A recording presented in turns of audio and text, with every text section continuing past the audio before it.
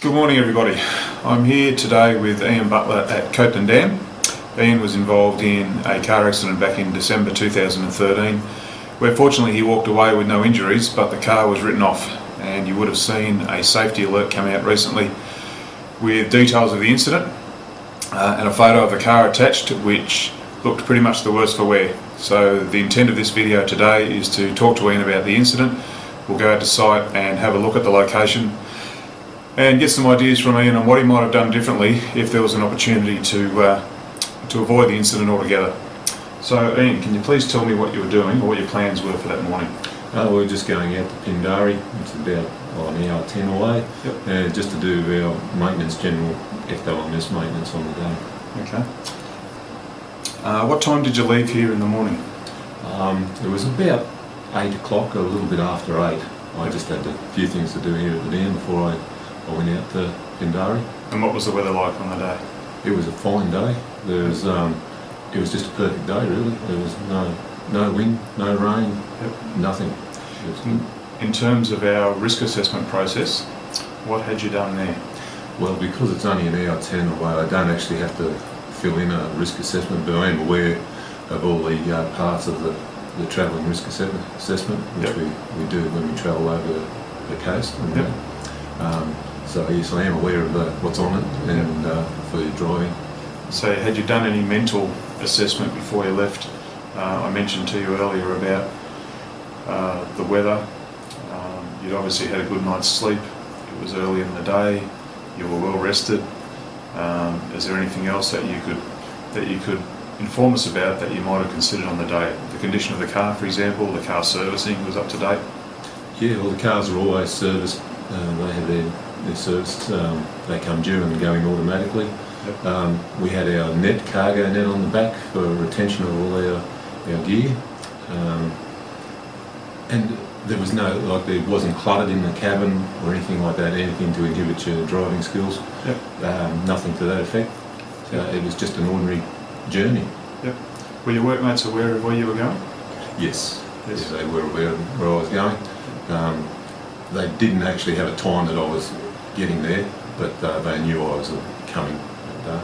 Can we assume that if they knew roughly what time you were going to leave and what time you would have got to Pindari, if some time had passed and you hadn't arrived at Pindari, is there any way that the people would have known where you may not have made it, and for whatever reason? They could have done. Generally, and it's an unfortunate fact of life, that you do pick up stuff through town on the way to Pindari, and that can take some time. So they wouldn't be looking at the clock and say, "Oh, I should be here at this minute." They'd give you half an hour or so because they knew you would have to collect gear in town.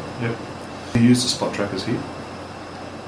No, as in we only use them when we're working below our cells, not for travelling. Would that have helped? I'm going to put that down there as a suggestion. Would that have helped if you'd had the accident and you were able to hit the button and say there's an emergency? You could have stayed with the vehicle. Probably could have done.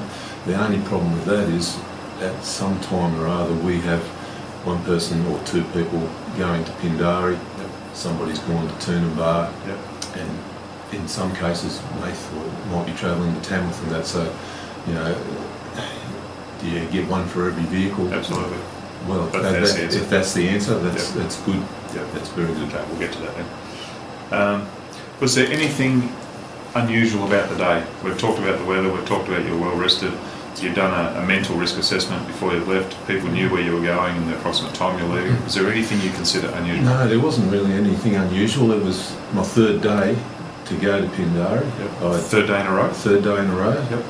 I travelled exactly the same way, nearly exactly the same time within the hour, every day, and it was just total surprise at that corner. Couldn't have even, there was no alert to anything being different, wrong. I'm with Ian at the location of the accident. We're about 15 kilometres from Pindari Dam. Ian was heading down this road on the way to Pindari to carry out some work there. We'll walk towards the location of where the ruts were in existence at the time. The road has been graded just after the accident and also again in the last week, so Unfortunately we can't show you the ruts in the road, but we can show you the location of where they were. So what were you doing at the time, Ian? You were heading down this way. What sort of speed do you think you're doing? Somewhere in between 60 and 70 kilometres an hour. Okay, do you know what the limit is along here? It's 80 to 100, I think it's 100 actually. Okay. So there was no rain on the day, the road was dry. Yep. You had no reason to think it was any different from the previous couple of days you'd been here? No, there was no difference between the 2 to 3 days I've been driving out here. Okay. We're just heading up to where we think the ruts started. You'll see the white marks on the ground. There to the left of each of the ruts. The white marks are actually on the top of the ridge, and the ruts are to the right of the white marks. The road has just been graded in the last week. You may be able to see some moisture coming up. The road's a bit darker in this particular location where the ruts were. We came down here. You can see it's quite clear and open. Was there any wildlife around, Ian, at the time might have distracted you? No, there was nothing, no distractions at all. Okay. I just came straight around here, and at this stage when the rear wheels left the ruts, they simply let go. Yep. And turned straight around to the left. To the left, into the sort of gully on the edge over here? Yes, to the gully, and drove us into the table drain there. At the same time, the back wheel, the right-hand back wheel, came up against a rock that was in the middle of the road, a protruding boulder which is being graded over now, and it actually tripped the truck, and that's what caused it to roll over. Okay. So you would have hit this gully here? Yes, and you think you rolled once in the same direction? Yeah, actually, this is about where that earth's been moved there. That's where it went into, there. Okay. And then it was rolling at the same time, so it's just rolled over and skidded along a little bit and then just flopped back on its wheels again. And you think you took out that signpost there? Yeah, that's been moved a bit further down. It came to rest probably about where this bottle is there now. Somebody's thrown a bottle out the window, but stubby. Yes, but that's about where it came to rest. And unfortunately, the rear of the truck was still out here on the road, which was my main concern at the time. So the tray of the truck was how far into the road once you'd come to a stop? Oh, a good 2 metres. Okay, sitting on this corner? Yeah, on this corner. So you had the ruts still there, the truck was in a potentially dangerous situation. It's very dangerous. No means of communication? No. And no markers to inform anybody that there was an accident or problem ahead. Yep. So when the accident happened, you got out of the car, what did you do then? I realised that I was in a dangerous situation.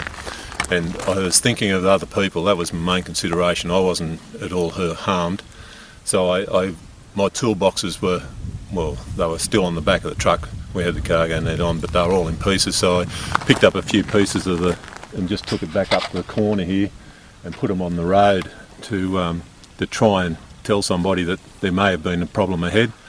And then I walked down the hill here because I knew there was houses a couple of kilometres down, try and get some help. Yep.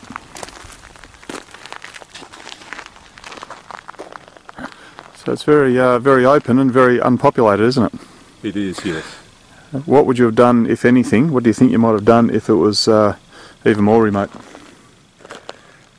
Continue walking until you found somebody? Oh, that's about all I could do, yes. Yeah. Okay. Okay, so I'm back in the office with Ian. We've been out to site and had a look. Have you got any suggestions for things you might have done differently? I don't believe there's a lot I could have done differently, as we've travelled the same path 2 days before, and it wasn't any different. So there's not a lot I could do that was different to avoid the accident, in my opinion. So you've done the same speed, you'd approached the corner in the same manner. I think it was just a slightly different line which caused... Must have just been that slightly different line that it hooked onto the corrugation for the grooves in the road. Yep. It caused it. That's the only thing that we can think of. So you estimated your speed at between 70 and 80 kilometres an hour? No, between 60 and 70. 60 and 70. We noticed the sign on the way back was 100, so I think you'd be pushing your options a fair way if you try to do 100 along that road. You would. I'd never drive 100 80s maximum on the road. It's generally 70 k's anyway. So I believe I was doing it safe enough speed around the corner, and I've done it twice in the 2 days previous. I don't believe it was an excessive speed thing. In fact, I think the lower speed was what caused me to get out of the accident in such good shape. The truck, the state of the truck made it look worse than what it was, and the lower speed, I think, was my saviour. Okay, good. We talked about some suggestions that you had mentioned yesterday. Yes, I would suggest that. Yes, I would suggest that we get the reflective triangles on the trucks. In this situation where there was no impact on me, I was perfectly unharmed, but there was a hazardous state with the truck that other people could have come across and got potentially killed. If I had something that I could warn people with, these reflective triangles, that would have been great. We're talking as a type that you sit on the road, like the trucks, reflective, luminous of a night time. That's right, because you don't know when it's going to happen. You could hit a roo at night in the same circumstances, and you need some reflecting. And probably a spot tracker would have helped the situation. Why do you think that would have helped? Because of lack of communications, and especially in these dam areas, there's no mobile phone reception and no two-way. So the spot tracker would have been a big help.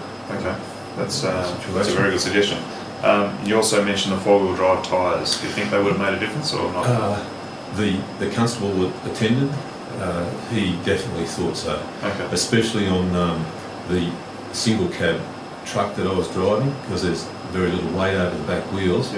He was a bit damning of not having the four-wheel drive tyre, wider four-wheel drive tyre on the truck. And that was the only things he could find that was wrong, was the road and the tyres. Any other comments you'd like to make before we wrap it up? Not really. I think don't be in a hurry. I think is the main thing. Don't be in a hurry, and just look after yourself on the road, because this just came out of the blue. It was just driving along, same as I had done 2 days prior, and all of a sudden I'm in a ditch upside down. It happens in a split second, I think, and the low speed is what saved me.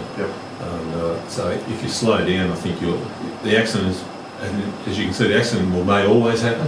It's just a couple of events that come together at that one time will cause this situation. They're unavoidable, because you don't know when they're going to come upon you. But the lower speed is something you can control, and even the truck is a nothing really. At the end of the day, I walked out of the truck and walked away. You can always buy a new truck. Like I said, it looked a lot worse than the accident really was. You've heard of the Swiss cheese model? No, I haven't. The Swiss cheese model is an example of where you have a layer or several layers of defences, and if things conspire in the right way at the right time, there might be a hole that goes through the middle, like the Swiss cheese. They all end up with the event that you had.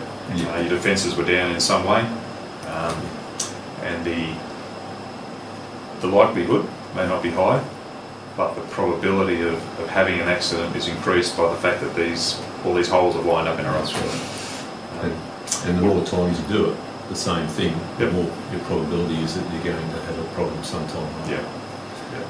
All right, we'll wrap up there. I thank you very much for your time.